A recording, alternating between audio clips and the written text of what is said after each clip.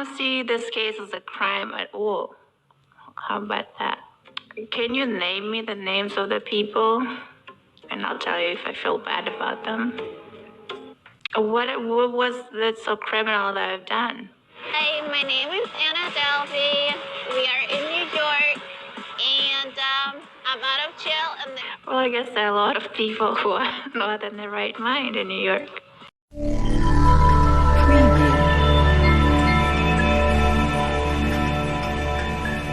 Preview.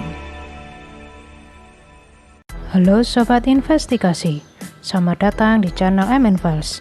Kali ini MN Files hadir membahas sebuah kasus penipuan besar yang dilakukan oleh seorang gadis asal Rusia, yang mana kisahnya hingga diangkat ke sebuah serial film di stasiun streaming Netflix. Seperti apa kasusnya? Mari kita buka filenya berikut ini. Masih ingat dengan film dokumenter The Tinder Swindler yang membahas kasus Simon Leviev yang diduga menipu banyak wanita dengan mengaku sebagai anak pengusaha berlian asal Israel? Nah, kali ini kasus serupa berkedok anak pengusaha kaya dilakukan oleh seorang gadis asal Rusia bernama Anna Delvey, atau lebih tepatnya terlahir dengan nama asli Anna Vadimovna Sorokina atau Anna Sorokin.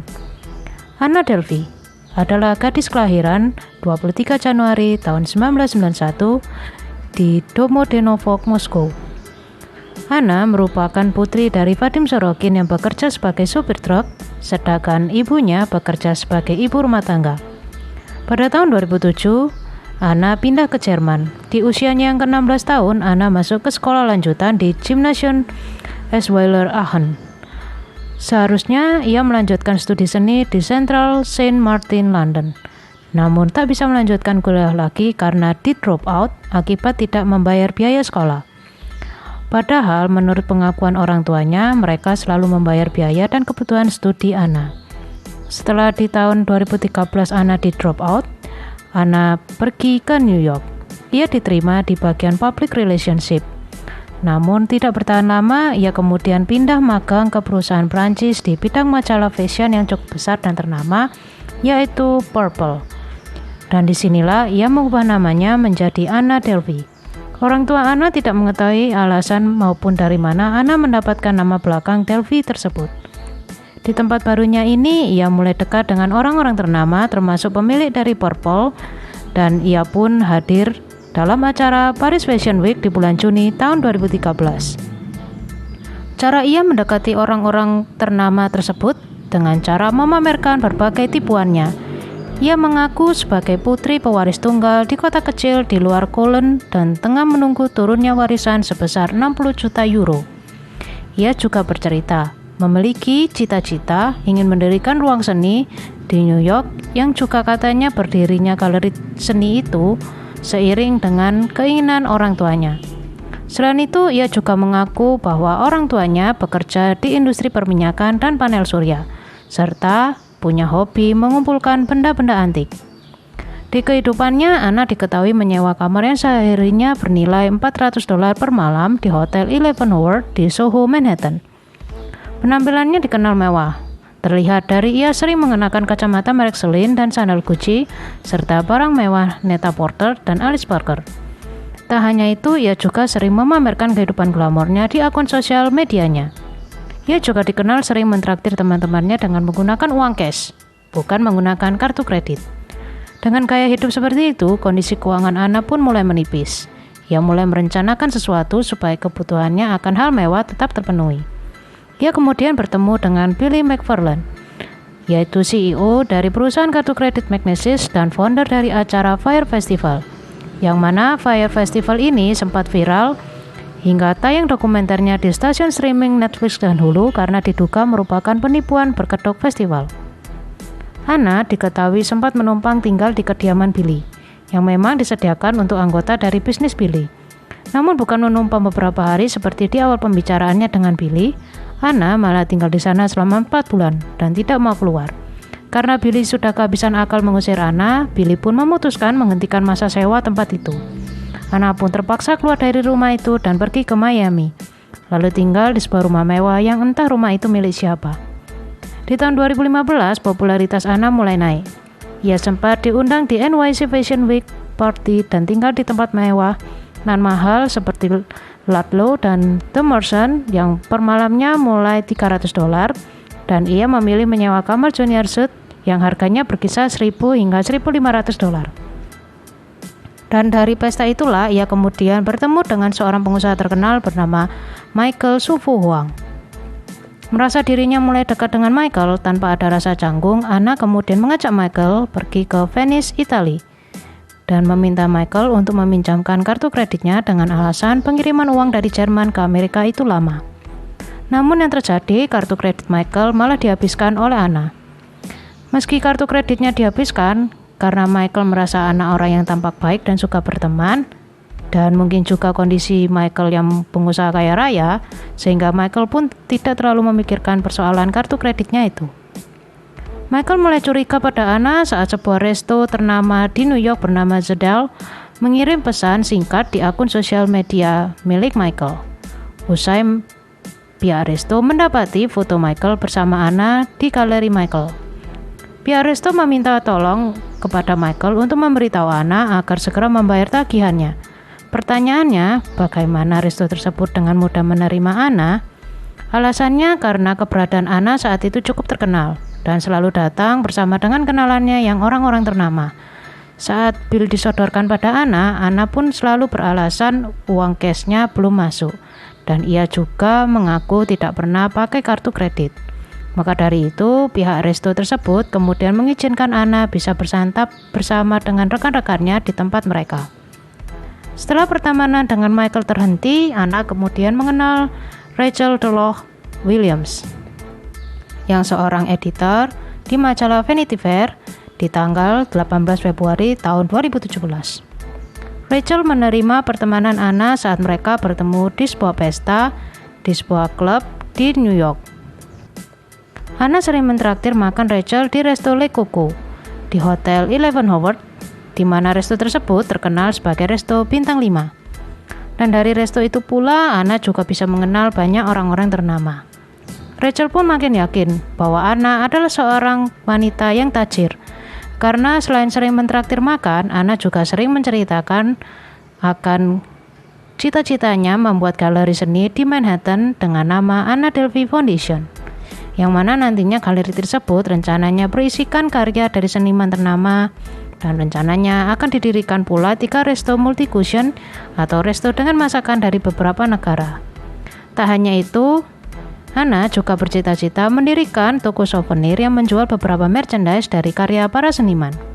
Untuk meyakinkan Rachel agar mau membantu Anna merealisasikan mimpinya itu, Anna sering menyampaikan kalau ia sering disibukkan dengan jadwal rapat dengan berbagai orang penting seperti pengusaha resto, bankir, pengacara, dan manajer perusahaan terkenal dengan menunjukkan pada Rachel tingkahnya yang sering menerima telepon.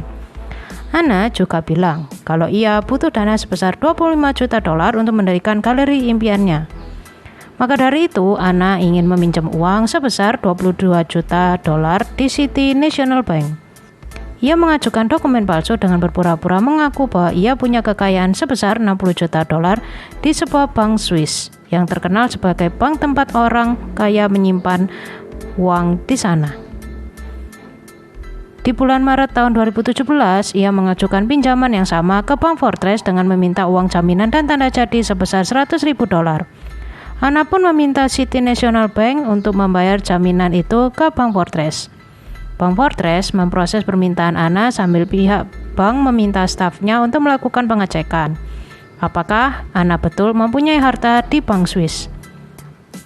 Anna kemudian meminta Bank Fortress mentransfer dana ke City National Bank sebesar $55.000 atau setara hampir 800 juta rupiah. Namun, dana tersebut bukan untuk mendirikan galeri seperti yang diceritakan oleh Anna, tapi malah dibuat Anna untuk berbelanja barang bermerek dan mentraktir temannya, termasuk Rachel. Cara Anna untuk menipu bank lebih besar lagi dengan cara mendepositkan cek kosong sebesar $160.000 ke bank yang sama agar mendapatkan pinjaman $70.000 yang tujuannya untuk membayar hotel tempatnya menginap. Ia pun menggunakan alasan statusnya sebagai imigran Jerman agar bisa pinjam dari bank dan menginap di hotel tanpa jaminan kartu kredit.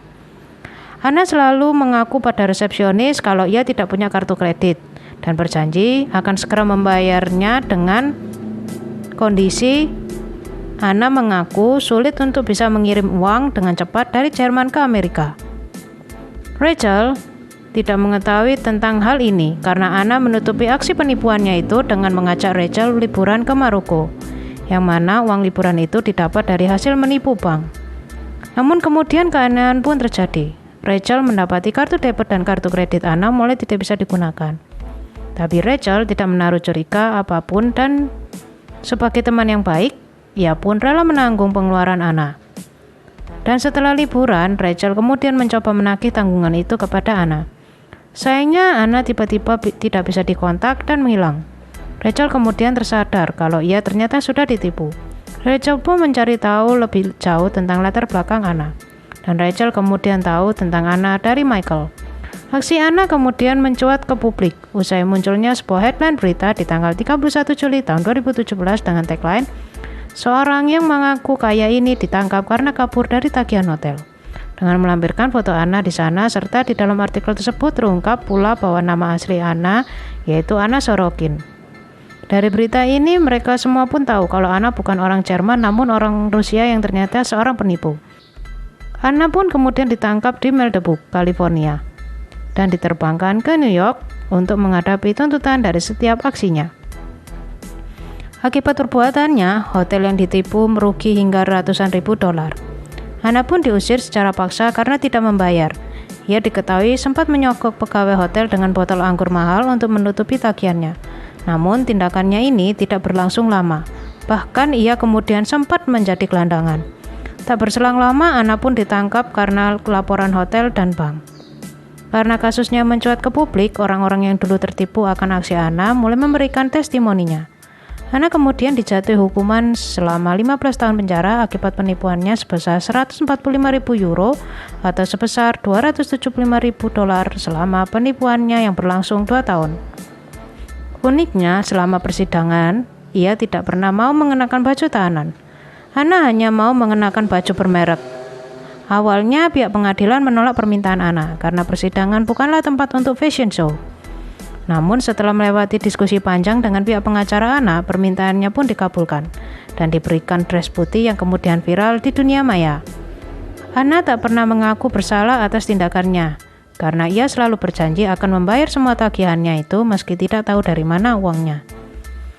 Karena kisah Anna yang cukup viral ini, seorang produser dan penulis naskah tertarik mengangkatnya dalam serial Netflix dengan membayar hak cipta pada Anna sebesar 320.000 dolar atau hampir setara dengan 5 miliar rupiah dengan judul Inventing Anna.